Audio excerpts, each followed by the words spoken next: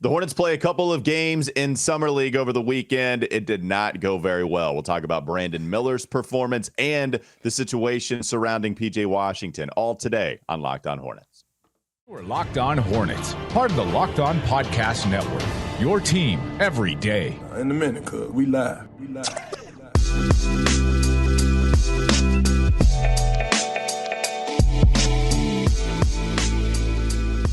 It's Locked On Hornets, part of the Locked On Podcast Network. It's your team every day. Thanks for making us your first listen. We are free. We are available anywhere you get your pods. That always includes YouTube. That's Doug Branson.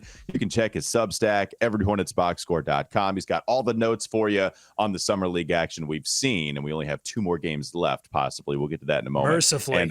And I'm Walker Mehl. You can listen to me on WFNZ from 12 to 3 every day. Yeah, I was going to say not as much dancing in the intro, but there's not a whole lot of reason to dance right now, Doug, with the way that they're performing in Summer League. Maybe a few, but not many. No, well, I think it's very comparable to last Summer League. You've got the major draft pick showing some flashes, but there are definitely some things to work on. You've got a standout second-round pick. Last year, it was Bryce McGowan's. This year, it's his clone, Amari Bailey. I mean, they're very similar. And, a lot of similarities. You've got, Bryce McGowan's might even take the Nick Richards role of being a little bit too ready for the next season. And he might, in these remaining 2 games, might exit stage left. We'll see. He's already not starting. By the way, I got my tinfoil hat on that one on. Bryce McGowan's not starting after, potentially being the source of the True Hoop coaching debacle leak. Yeah, David Thorpe, this is all your fault. Anyway, so it's been difficult to watch. I think it's particularly been difficult to watch because I think a lot of people were excited to see Brandon Miller come out and do some of the things that we all saw him do at Alabama, particularly against South Carolina. Everyone sort of keyed in on that game. And, these Summer League teams, they are not the University of South Carolina. They've presented a lot of tough matchups for him. Yeah, let's go with Brandon Miller in this first segment. We have 2 games, and it's funny. I do like letting the people know a little bit what's going on behind the curtain, trying to figure out content. Like, what do you lead off with? Do you lead off with the most recent game, their Lakers game, or do you go with the Wemby performance? And you kind of break it down and you decide, well, even if we're 2 days away, that Wemby performance, that's the one to talk about. And Doug, I thought that was probably, the shooting wasn't great. He didn't shoot as well as he did his first game. That was by far his best, just overall shooting performance so far based off of volume and based off of efficiency. I still thought this was the best game that Brandon played, to be honest with you, against San Antonio. I thought defensively, he showed some nice stuff. I thought it's been a roller coaster defensively, right? I really think Brandon has gone good defensively game 1. I thought he was not good at all game 2 defensively. I thought he played a lot better on that end against San Antonio. We had the stand-up, Wemby trying to back down Brandon Miller, doing a great job. Yeah, Brandon just stopped it. No more going to the rim, and then Wemby turns it over or whatever. But it all led with great defense by Brandon. And then in this game, I didn't think he was very good. I think it's been very up and down on that end. Offensively, 3 of 10, came out firing, right? We talked about the over-under being set at 15 field goal attempts compared to the second game, the last one in the California Classic, where he only shot 4. He went 2 of 4. So we got his shots up 15 in that game. Before we move on to the Lakers, Doug, what did you make of his performance against Wemby? 3rd Summer League game, but the first of the Vegas session. What separates nearly every great player from every other also-ran player is how they respond to struggles, whether that be game to game, having a short memory, or whether it be struggling for an entire season and getting back into the laboratory and figuring something out in your game that's going to allow you, or your body, that's going to allow you to perform better. So I always love to see how players, especially early on in their careers, respond to those struggles, shooting slumps, whatever. And Brandon, no doubt, struggled in those first 2 games heading into this matchup with Wemby, and the lights were going to be bright. The whole NBA world is watching this Wemby debut. And so that means they didn't come for Brandon, but they're going to be watching Brandon and they're going to be critiquing Brandon.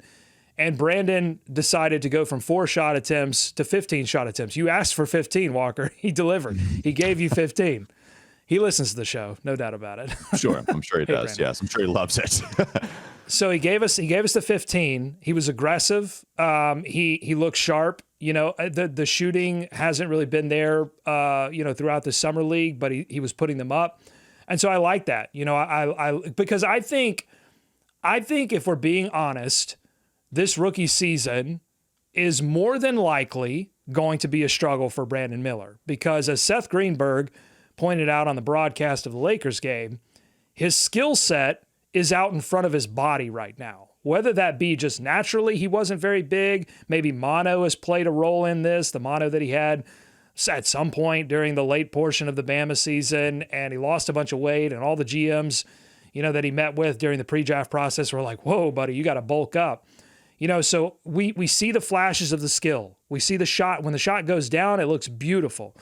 And defensively, we're seeing I just think his instincts are good defensively. It's all about, I think, can he sustain the sort of day-to-day wear and tear that's going to be unleashed upon him during this NBA season? And how will he react mentally to struggling both offensively to get by guys, to create for himself, and struggling with the shot not going down necessarily? Because if the shot doesn't go down for Brandon Miller this season, it's going to be difficult for him game to game. He's got to have a shot going down. He's got to have others creating for him. And defensively, he's going to get hurt in some of these matchups. Not hurt like injured, but hurt in terms of he's going to get a bruising put on him. So how does he mentally, react to that? I think will be a big determining factor in what his career trajectory ultimately is. Yeah, I think his rookie season, we've talked about this off-ball stuff, man. I do think that he's going to be a help. As long the shot needs to fall, we know that. That's some pretty simplistic analysis. But we do know about Brandon Miller and his ability to rotate the basketball, be able to swing it to the other guy. If he doesn't like a matchup going to the rack, then he'll kick it out. There are so many passes that Brandon has where there is a dribble attempt to the rim. He doesn't like his options. He doesn't like his ability to get there at that time. Or it's just the right read. I don't want to overlook that too. Or it's just the right read to then kick out to the perimeter. We've seen countless times in just the 4 games that he's played where you've seen that type of play. I think some of that, he gets bumped a lot off of his spot. I think a lot of that is whether he just thinks that the big guy is going to come up and meet him at a certain spot before he gets to the rim and then he kicks it out. But that kind of stuff is going to help too with real NBA players, right? So even if you want Brandon Miller to take over more in Summer League, and that's okay, by the way, you can ask your number 2 overall pick to take over. But if he's not, then he can kick out and you're going to have real NBA shooters helping him out in the offense and half-court sets and those types of scenarios. Yeah, I think all of that's great. Like the playmaking is great. The passes that he's made are like, oh, okay, that's, it's not a pass you expect somebody his age or his size to be able to make. All of that's great. And it will be great several years from now when his body catches up. But I don't think in his rookie season, we're going to see a lot of that happen, because I don't think NBA level defenders are going to let him get 3-4 dribbles before they put a body on him and pick his pocket. Well, it's just one, right? Because not even in G League is he getting 4 sometimes before he kicks out. That's what but that's what I'm saying. Like, I don't think playmaking is going to be, I think we're more going to see him in that role that Miles Bridges had in his rookie season of everybody else is creating and drawing attention, and you've got Brandon Miller waiting patiently in the corner, which he played that role a little bit at Alabama too. You go back and look at that 41-point performance, and there were multiple possessions where he was just kind of sitting in the corner. Everything was happening around him. Everything pulled the attention away from him. Boom, he's open. Bam, he knocks it down. So I think that's going to be a lot of what we see from Brandon Miller. And so what we're seeing in Summer League is so different than what we're going to see his rookie season. But what encourages you is that there are these little flashes, these little moments in his game where you go, oh man, if everything else comes together, this is something that's missing from a lot of people's games, and he has it already. It's going to mean great things for him. But we have to see. And I think what's going to really decide whether he's going to become that player is how he deals with some of these struggles. Yeah, I mean, there's the one.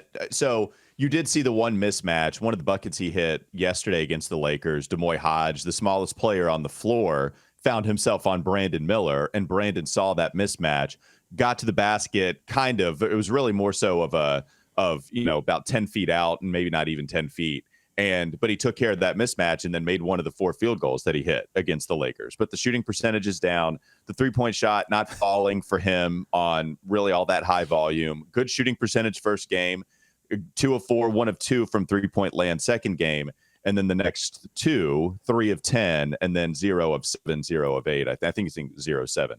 So yeah, those are the numbers. And if the shot falls off ball, Brandon is going to really help you, especially with that added ability to pass and make the right decision. Yeah. And if he doesn't knock down those shots, then can he hold up defensively enough?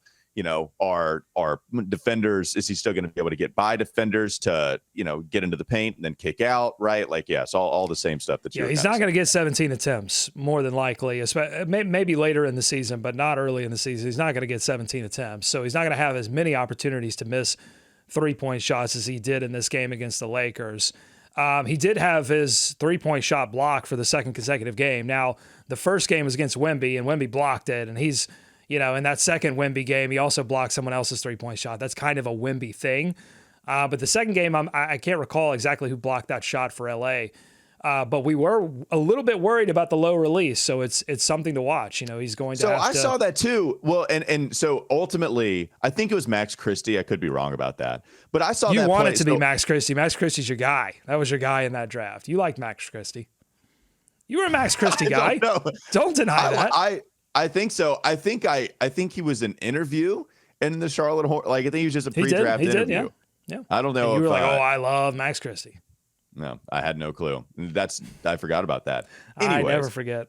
Okay. Max Christie, I think it was him who blocked the shot. But I also went back and looked at it a little bit more so.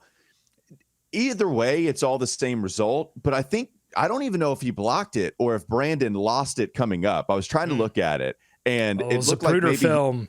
Yeah. It looked like there might have been some space. But I do think that the contest might have bothered Brandon enough to where he shot it, wasn't so sure, and then maybe he was going to pass. But I don't even know if maybe they counted it as a block. I'm not sure. But anyways, Yeah, you're right. Ultimately, the low release is something that we were worried about, being contested, being blocked. Was he going to be able to get some of that off? And have you seen the one-handed floater jumpers?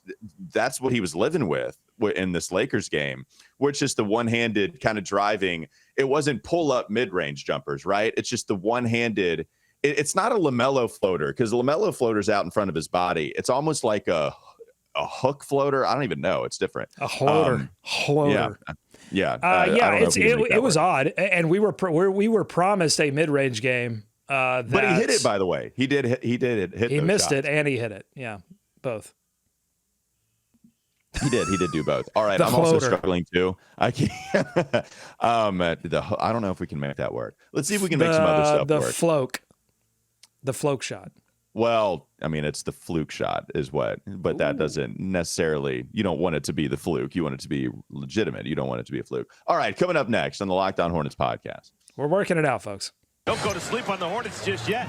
In real time, not very well. We'll give you some other summer league observations, but we do have a report, maybe legitimate, maybe you raise your eyebrow at it. I don't know, but we do have something to talk about with PJ Washington, still not signed by any NBA team. And that, of course, includes the Charlotte Hornets. But first, I want to tell you about Ibotta. This episode is brought to you by Ibotta. Ibotta gives you cash back on hundreds of grocery items, from produce to personal care to pantry goods, so you can make sure you're beating inflation no matter what you're purchasing. Either link your loyalty account or upload your receipt after you shop and get your cash back. It's that easy. The average Ibotta user earns about $120 per year. That could cover the cost of an entire shopping trip, or you could use your cash back to buy that flight you've been eyeing, that game you're dying to go to, or the fancy dinner you've been craving as well. Right now, Ibotta is offering our listeners $5 just for trying Ibotta by using the code Locked On when you register. Just go to the App Store or Google Play Store and download the free Ibotta app and use code LOCKED. Actually, not Locked On. It's Locked, L-O-C-K-E-D.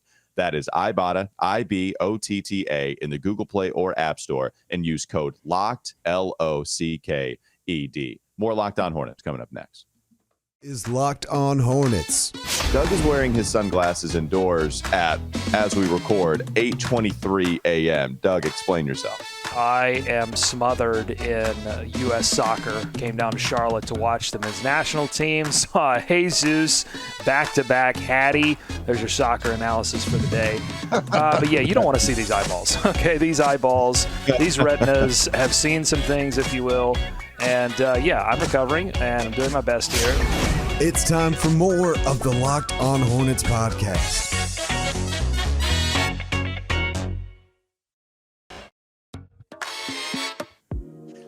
All right, Doug, we're talking about some of the young players on this team. PJ, now pretty much a veteran. He's going into his 5th season, and we just don't know what team he's going to play for.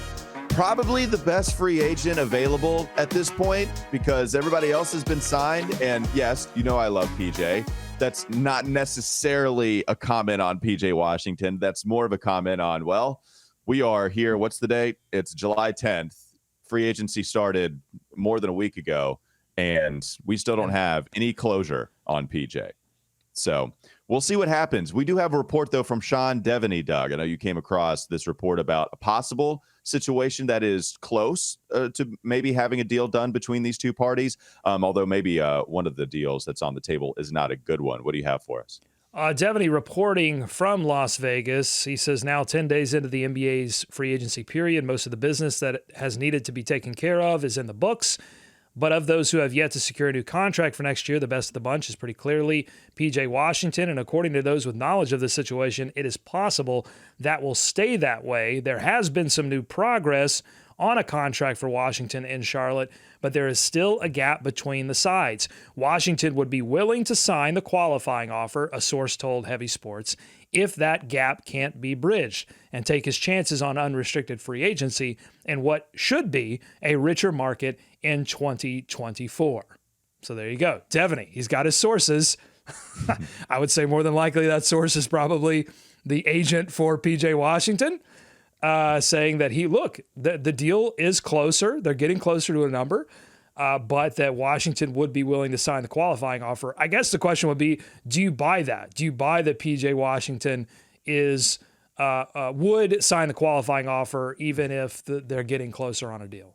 Yeah, I know. I absolutely buy that PJ would do that because if they're so far apart on a deal, that it would make all the sense, especially, okay, so let's just talk the numbers, right?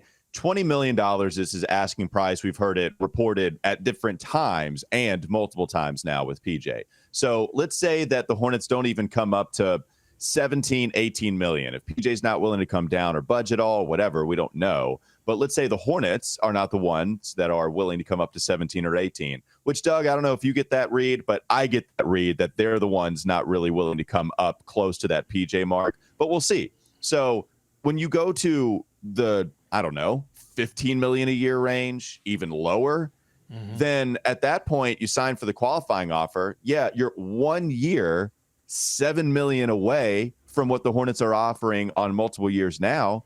Go ahead and sacrifice that 8-7, get to unrestricted free agency in what is going to be a richer market, but also there's going to be more teams. Yes, now free agents, the class is going to be a little better, but it makes all the sense in the world for PJ. If he doesn't get anywhere close to what he wants, it makes all the sense in the world for him to sign the qualifying offer. I mean, the risk is injury. That's always going to be a risk, but I do think it's worth the risk to sign the QO if you're not going to get anything close to what you've been asking for this time.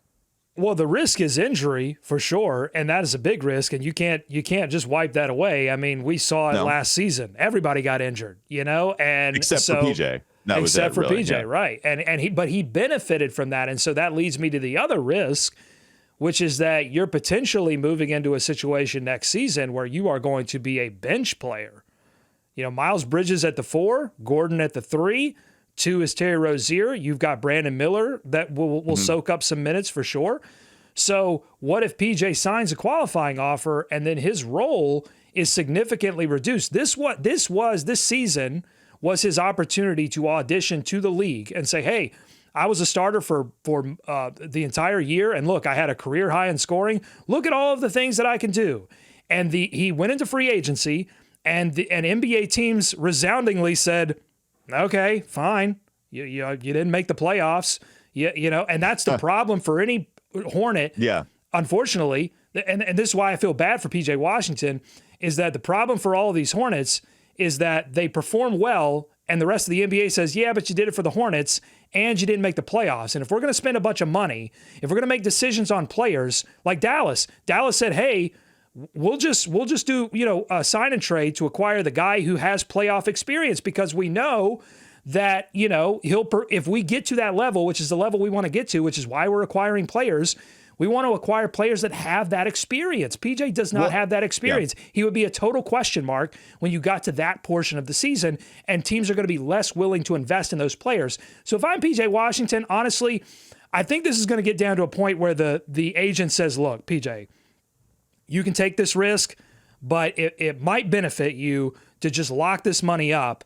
And then, if all goes well in Charlotte and they're able to bring back Miles Bridges long-term and LaMelo reaches All-NBA, all boats are going to rise. And so then when you get to the end of that contract, maybe they negotiate for something shorter term, 2-3 years at the lower dollar amount, lets him get into free agency a couple years from now. Hopefully the Hornets have made the playoffs, and then he can bank it then.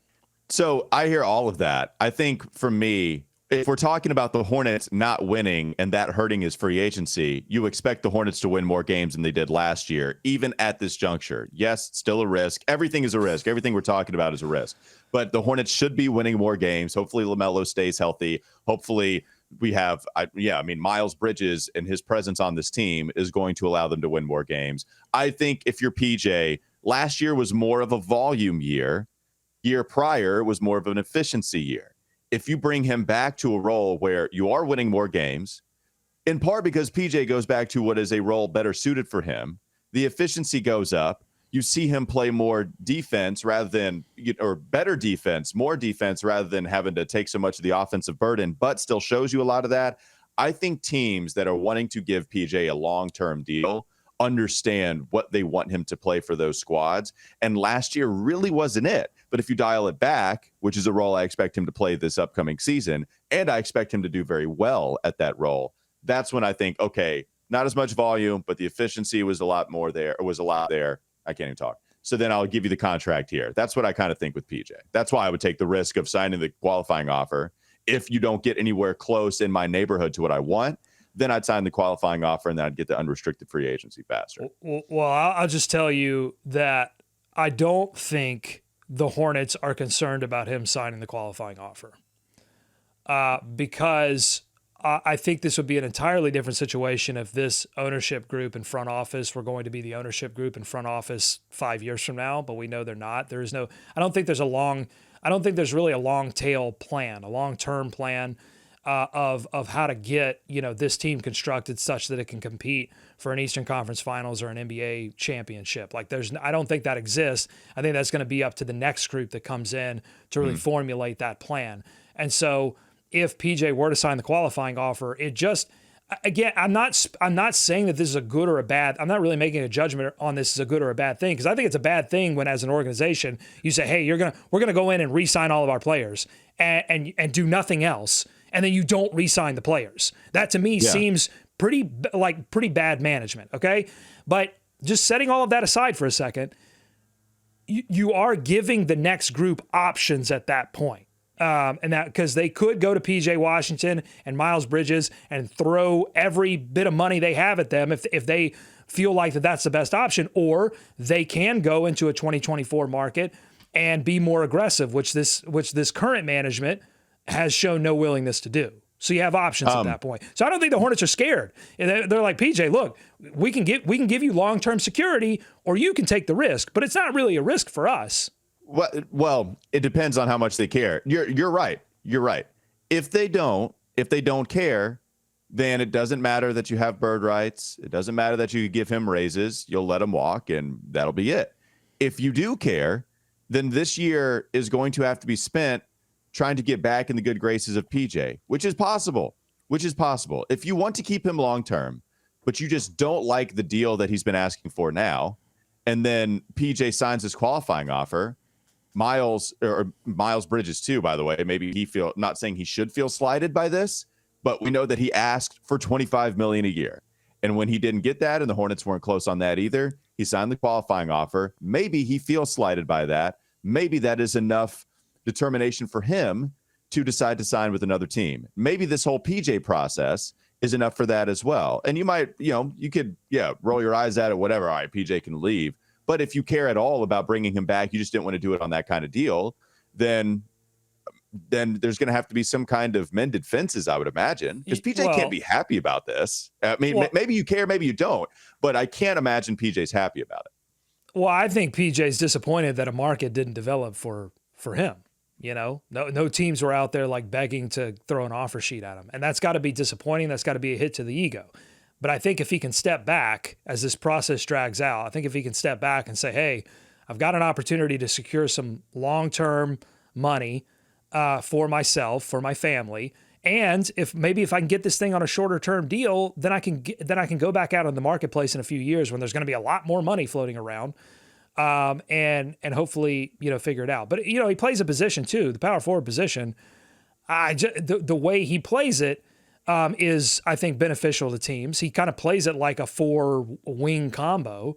But I think still the market for power forwards is suppressed. He doesn't play a true wing position. It's wings and guards right now making all the money. They're soaking up all the market.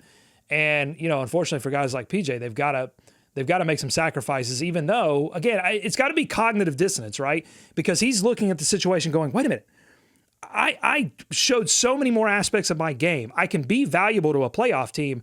I set a career high in scoring. I did all of these things. Like when you look at the tape, I'm actually a really good defensive player. And the rest of the NBA looked at all of that and said, meh. I don't know. Well, not at 20. At 20, it depends on how much because Grant Williams, yes, he's got the championship experience. He also came in $1 million more than the full level, mid-level exception. Right. So that's why Dallas, who didn't have cap that's space, what I'm saying. Yeah, I think if you're asking me to make a prediction, which you didn't, but I'll make one. I think ultimately, this process does drag out. I don't think it ends in a sign and trade. I think reality, the sides will meet, and it's going to meet closer to Charlotte's number. Which is what you think? 14, 15. It'll be a couple million above the mid-level exception. And that's where we're going to land. I think it wouldn't surprise me if it's, maybe a 3-year deal, right? Instead of a 4-year deal. And then that's the compromise. Okay, you take the lower number, but you get out early. Everybody's happy. Yeah. All right, let's talk one more segment about a new change in the NBA. Coming up next on the Locked On Hornets podcast. Don't go to sleep on the Hornets just yet. An in-season tournament is happening. It's actually going to be happening this year. We've talked about it the last couple of seasons, trying to make it more like soccer. Well, it's coming this year. What do we think about the in-season tournament? We'll tell you next on Locked On Hornets. Doug, you've been a soccer fan recently. You have took in a lot of soccer. It made you wear sunglasses the morning after. Well, now the NBA is starting to take a little bit of what the soccer fans already experience with an in-season tournament. What can you tell us about the in-season tournament that the NBA is going ahead with? And there is what seems to be a pretty tough group that the Charlotte Hornets are going to be in. Yeah, there are a lot of details here, which I think the NBA has done a really good job through social media and other outlets of communicating. So if you want the full details, definitely search that out. I mean, generally, it's going to be an in-season tournament. Teams are grouped together, and they're going to essentially play regular season games that count towards qualifying for a Vegas tournament. And all of this is going to happen in the November, December area of the schedule that typically you and I have experienced. There's going to be a bump of people. Typically, this is what typically happens pre-NBA Cup, is that people get super excited for the beginning of the season, and maybe they're like the first week or so, and everybody's looking at how the new players and new teams are constructed. And then football starts to ramp up, and everybody goes to sleep on the NBA for a while. Then Christmas happens, everybody re-engages, then they go back to sleep, and then playoffs happen, and then everybody wakes up again, right? So this is the NBA's attempt, and I think it's a good attempt of saying, hey, no, let's make these November, December games before Christmas matter a little bit more. Let's hopefully solve some of these load management issues. Here's my thing. It's something different. I would like to see, I like that they're making regular season games matter. I would like to see less regular season games, but short of that, this is at least something different. And I think all of these leagues in worlds where these RSN networks are going away and everything's going streaming and things are changing. The game has to change to get a little bit more attention from younger folks, and I think this is a good start. Yeah, I think the in-season tournament, I think, is different and it'll be fun. The thing about the regular season games, the fact that they matter here, the fact that you're not stepping to the side, so now you have something different. Okay, they're not going to matter towards our seeding in the playoffs, but we'd have to step to the side and then try to separately win a separate tournament. No, I'm glad that this thing is actually counting towards the regular season. I think what will set the success of this up well is if, one, a team that is not your elite team makes it to the Vegas tournament, like a sneak team, if I'm looking here, like a Pacers, like a Hornets. I mean, you know, the Hornets typically just the style of play where they're offensively trying to move the basketball a lot and get up and down the floor very quickly. They've tended to start the season well. It's really as the season drags on that they sort of relent. And, you know, so I think that they could actually get off to a good start and make some waves in this tournament. Now their group, they're with the Milwaukee Bucks, the New York Knicks, the Miami Heat, the Wizards, and the Hornets are in this group for the Eastern Conference Group B. I saw Sports Illustrated, James Plowright call it the group of death, which is sort of a soccer moniker for the group that you don't want to be in. But I kind of disagree a little bit. I mean, maybe just like in a vacuum, you don't want to play Bucks. The Knicks may add somebody. The Heat are the reigning Eastern Conference champions. But I think all of these teams are pretty decent matchups for the Hornets. They beat the Bucks last year. They're pretty competitive with the Knicks. They beat Miami. Yeah, like they've got a good one against Miami. Now, will they have Dame Lillard? You know, we'll have to see about that. And then the Wizards are just a disaster. So I think this is actually a decent group for Charlotte when you compare it to like the 76ers and Cavs in Group A. Those are automatic losses for the Hornets. They get trounced by the Celtics, Nets, Raptors in Group C. I definitely don't want to be in Group C. Yeah, I mean, the top three are still pretty tough. I wonder what Miami team we're going to see next year. Milwaukee is still going to be tough, although, yeah, you're right. The Charlotte Hornets, it's been a weird team to have success against, but they have had a few victories against Milwaukee over the years, and different players have stepped up. If you have PJ, now you got to re-sign PJ because PJ has done well to put the clamps on Giannis a little bit.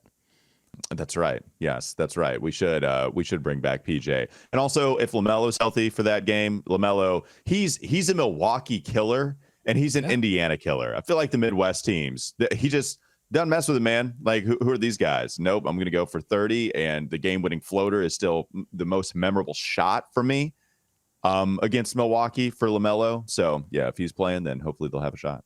So the way this works, there are 3 groups at each conference. The group winners all move on, and then you've got a wild card team from each of the conferences. So it'll be, you know, four teams in each conference advance to Vegas. The other thing that will set this thing up for success is if Vegas is like super fun and a great television event.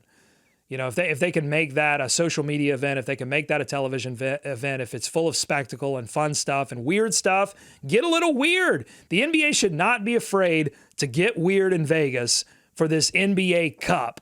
And if they do that, then I think this thing can be a lot. I mean, I think they've made some decent improvements to All-Star Weekend, and they can use some of that info to guide them in this NBA Cup and just get weird in Vegas. That's all I'm asking.